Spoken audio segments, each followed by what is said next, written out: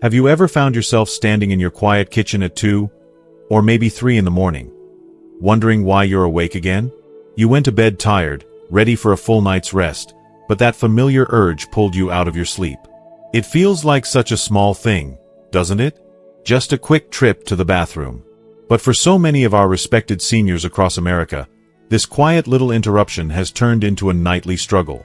Your mind feels tired the next day, your legs feel heavy, and that morning cup of coffee, well, it just doesn't bring back that bright, alert feeling it used to.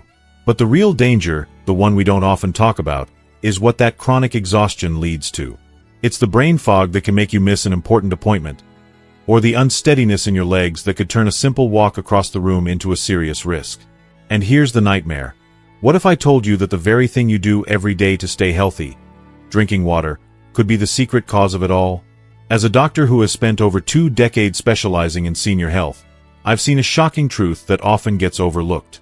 It's not about drinking less water. In fact, that can make things worse.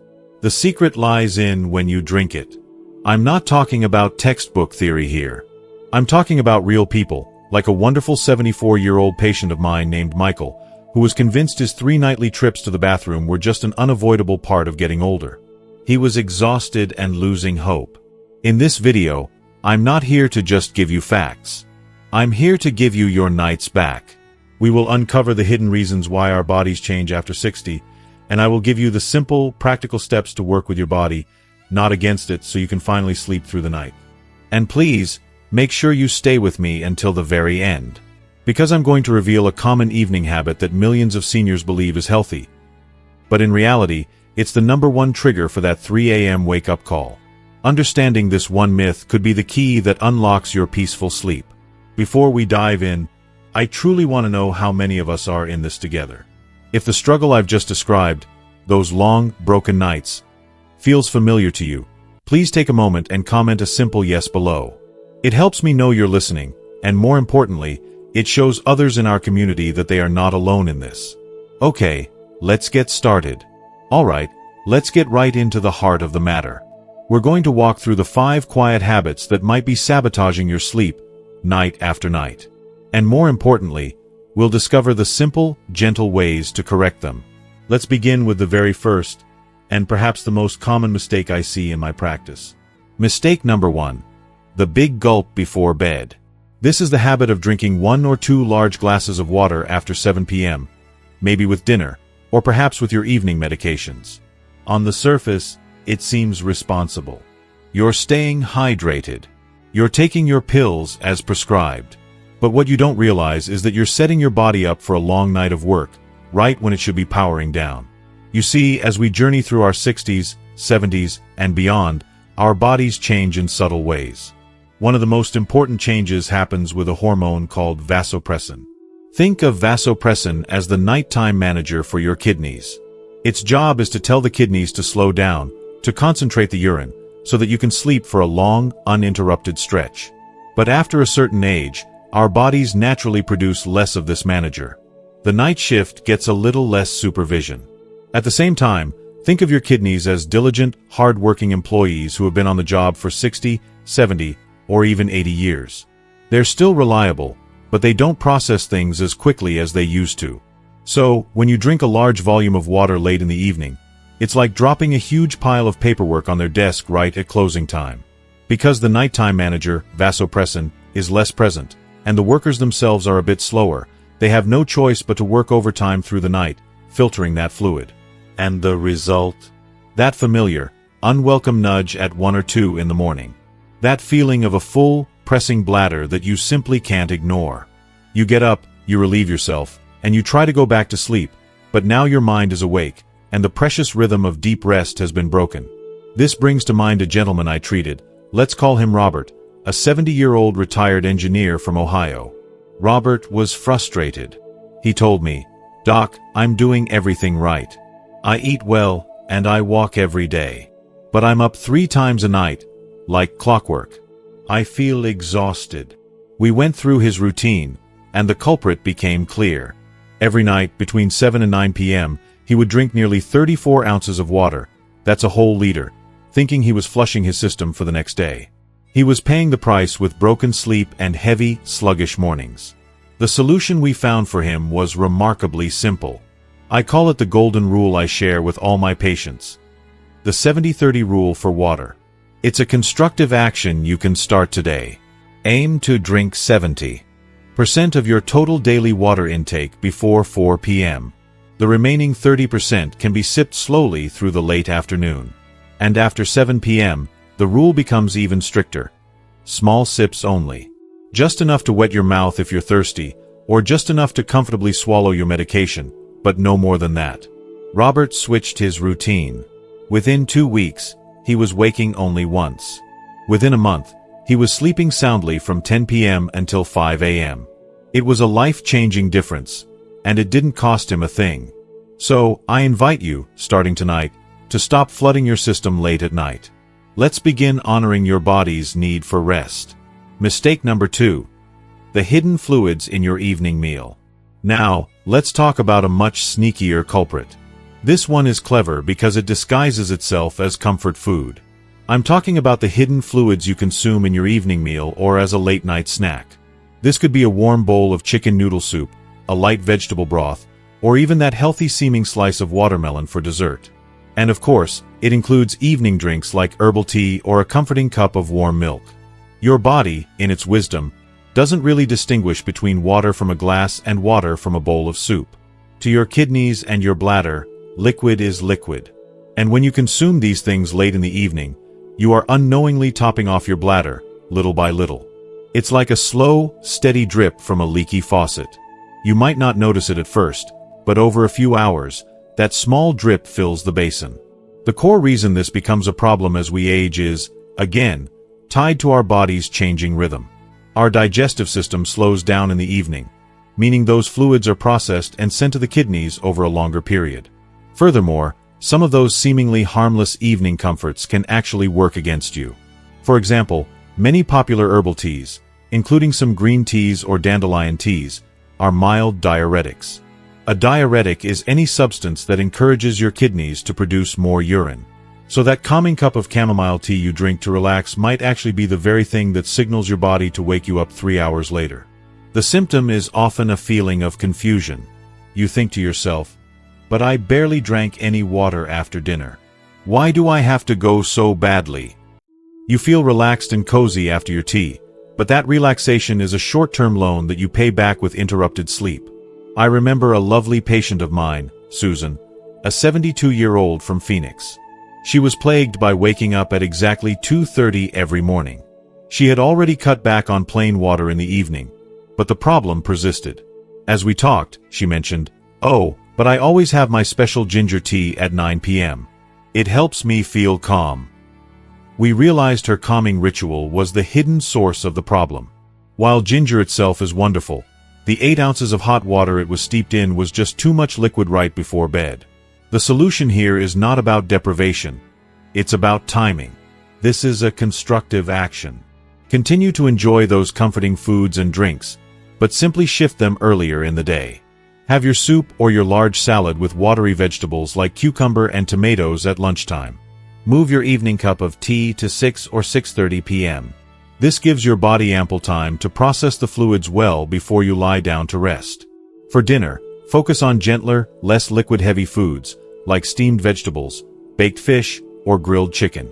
It's a simple swap that allows your digestive system and your kidneys to finish their work early, leaving your nights free for healing rest. If you just had a little aha moment thinking about your own evening soup or tea habit, please take a moment and type AHA in the comments below. It's always powerful to see when a piece of knowledge truly clicks. Mistake number 3. The just-in-case trip to the bathroom. This next habit is one that almost everyone thinks is a responsible, smart thing to do. It's the habit of going to the bathroom just in case right before you get into bed, even if you don't feel a strong urge. It seems logical, right? Empty the tank before a long trip. But what I've seen over decades of practice is that this well-intentioned habit can actually train your bladder to become, for lack of a better word, panicky. Here's the science behind it. Your bladder is a remarkable muscle. It's designed to stretch and hold a significant amount of fluid, often up to 16 ounces or more, before it sends a strong signal to your brain. When you consistently empty it when it's only a quarter full, say, with just 4 or 5 ounces, you're sending it a message. The message is, you don't need to stretch. The slightest amount of fluid is an emergency. Over time, the nerves in the bladder wall become hypersensitive. They learn to scream, full, when they should only be whispering, starting to fill up. This is a key reason why this habit becomes so detrimental as we age. As we've discussed, our sleep cycles naturally become lighter. If you combine a lighter sleep cycle with a bladder that has been trained to be overly sensitive, you have a perfect recipe for nighttime awakenings. The slightest signal from this overtrained bladder is now enough to pull you out of your sleep. The most common symptom of this is waking up in the middle of the night, rushing to the bathroom, and then realizing there wasn't much there at all. It was a false alarm. This feeling of urgency was real, but the volume was minimal. It's a frustrating experience that can make you feel like your body is broken, when in fact, it has simply learned a bad habit that you accidentally taught it. In the medical community, we have a term for the solution: bladder retraining. It's a well-established urological principle. It involves gradually teaching your bladder to hold more fluid for longer, to desensitize those jumpy nerves. And it starts with breaking the just-in-case habit.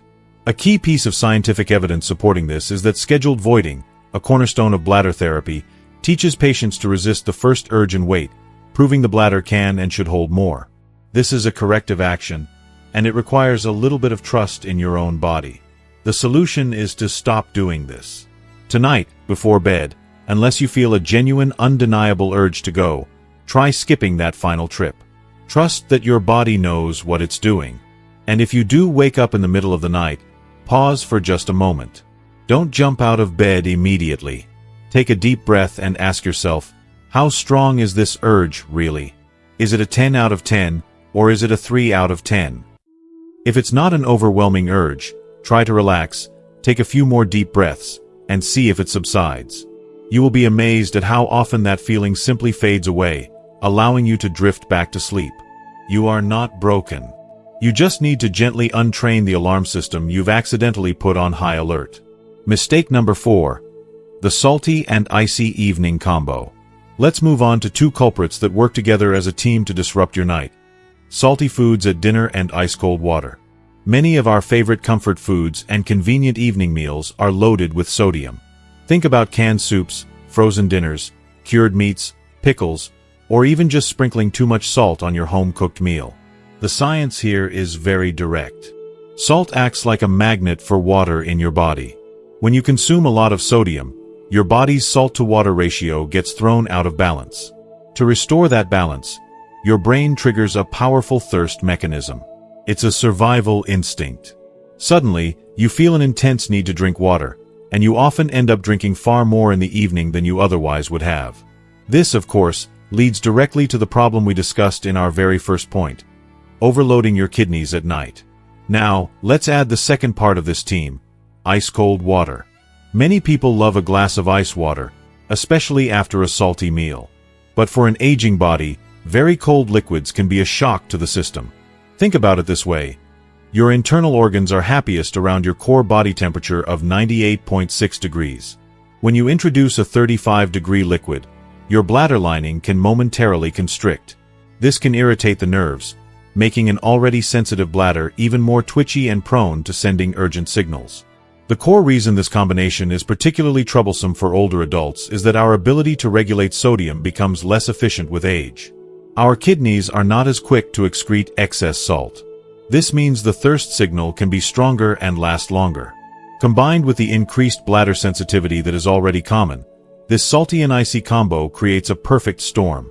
The symptom is that classic feeling of being parched after dinner, drinking glass after glass of water, and then feeling a constant, nagging need to urinate for the rest of the evening. I had a patient, Richard, a 68-year-old from Florida, who swore he was eating healthy every night. His dinner was a giant raw salad, but he would wake up 2 or 3 times. When we looked closer, we found his healthy salad was loaded with salty feta cheese, olives, and a high-sodium bottle dressing. He would then wash it all down with a huge glass of ice water. The solution for him was simple. We didn't take away his salad, we just moved it to lunchtime. For dinner, He switched to steamed vegetables and grilled chicken with herbs instead of salt for flavor. The call to action here is twofold. First, the corrective action. Start reading labels and become mindful of the salt in your evening meals. Try flavoring your food with herbs, spices, lemon juice, or garlic instead. Second, the constructive action. If you do drink water in the evening, make it room temperature or slightly warm. It's much gentler on your entire system, from your stomach to your bladder. This isn't about making your food bland. It's about being smarter with your seasoning to protect the sanctity of your sleep. Mistake number 5. The forgotten fluid in your legs. Finally, let's discuss the most surprising and often overlooked cause of nighttime urination. It has less to do with what you drink and more to do with what you don't do during the day. I'm talking about the quiet accumulation of fluid in your legs and ankles. Here's what happens. As we get older, our circulation isn't quite as robust as it used to be. The veins in our legs have tiny valves that are supposed to push blood back up to the heart against the force of gravity. Over time, these valves can become a bit weaker. If you spend a lot of time sitting in a favorite armchair, at a desk, or in a car, or even standing in one place for long periods, gravity wins. Fluid from your bloodstream can slowly seep out into the soft tissues of your lower legs. This is a medical condition known as peripheral edema, though in many people, it's so mild they don't even notice any visible swelling. It's just hidden fluid. So, where's the problem? The problem starts the moment you lie down in bed. Suddenly, gravity is no longer a factor. All that fluid that was pooled in your legs all day is now free to re-enter your bloodstream. It travels up to your heart, which then pumps it to your kidneys to be filtered. Your kidneys, seeing this sudden influx of fluid, do exactly what they're supposed to do. They turn it into urine. In essence, during the first few hours of sleep, your kidneys are busy processing the fluid you accumulated in your legs 8 hours earlier. The primary symptom of this is having to urinate frequently in the first half of the night. You might find you need to go at 11 p.m. and again at 1 a.m., as your body works to clear that redistributed fluid. You might also notice your ankles seem a bit puffy at the end of the day, or that your socks leave a deeper indent than they used to. I shared this information with a patient named Sharon, a 74-year-old from Texas. She was at her wit's end. She barely drank anything in the evening but was still up twice a night. Once she understood this principle, she made 2 simple, constructive changes. First, she started taking a gentle 20-minute walk every morning to get her circulation going. Second, around 5 p.m. each day, she would lie down for 15 minutes with her legs elevated on a couple of pillows. This allowed gravity to help drain that fluid before she went to bed. Within a week, she had eliminated one of her nightly trips to the bathroom. She told me, "It feels like I outsmarted my own body." The solution is movement. This is a call to action to build a new habit. Break up long periods of sitting. Get up and walk around for a few minutes every hour. Try simple leg exercises while seated, like pointing and flexing your feet or rotating your ankles. And consider making a 15-minute leg elevation session a part of your pre-dinner routine. You're not drinking less. You're simply helping your body process its fluids at a more convenient time, leaving your nights for what they were always meant for: deep, restorative, and uninterrupted rest. If you had never considered the connection between your legs and your bladder before, please let me and our community know by typing "surprised" in the comments. It's a fascinating piece of the puzzle, isn't it? As we come to the end of our time together, I want you to think back to that gentleman I mentioned at the beginning. Michael, from Denver. Remember his frustration? The nightly struggle, feeling exhausted every single morning, believing that this was just his new, unfortunate reality. Today, Michael is enjoying 6, sometimes 7 uninterrupted hours of sleep each night. He tells me he wakes up feeling clear-headed, with energy he thought he had lost years ago.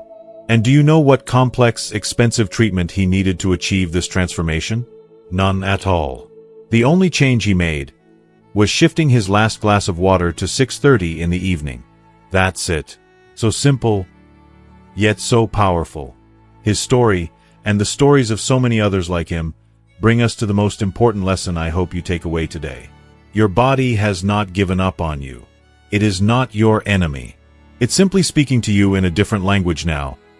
The language of wisdom, of experience. It's asking for a little more attention, a bit more understanding. When you find yourself waking in the quiet of the night, it's not a failure. It's a message.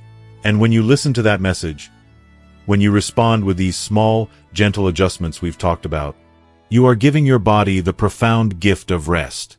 True healing, you see, isn't found in fighting against our age. It's found in working with it gracefully. And so, as we wrap up, we've explored 5 critical habits that can truly transform your nights, and in turn, your days. But as I always say, knowledge is only powerful when we put it into action. So now, I have one important question for you. What is the one small commitment you are making for yourself, starting this week? It could be as simple as, I will have my tea before 7 p.m. Or, I will take a short walk every morning. Or perhaps, I will listen to my body before that just-in-case trip to the bathroom. Please, take a moment and share your personal commitment in the comments below. Writing it down is the first step. And seeing the commitments of others, well, that shows us we are all on this journey together. If you found real value and a sense of hope in our time together today, a simple like on this video lets me know that we're on the right track. And to make sure you continue on this journey with us, and never miss another message of health and wisdom, please hit that subscribe button. It's more than just a click, it's you joining a wonderful community of friends. All of us dedicated to living our golden years with vitality and peace. And finally, think of one person in your life. A spouse, a sibling, a dear friend, who you know struggles with sleepless nights. Please consider sharing this video with them. You could be giving them the simple key to unlocking the restful sleep they so deeply deserve. Thank you, truly, for spending your valuable time with me today. Until we meet again, I wish you nights of deep peace, and mornings filled with bright energy. Take good care.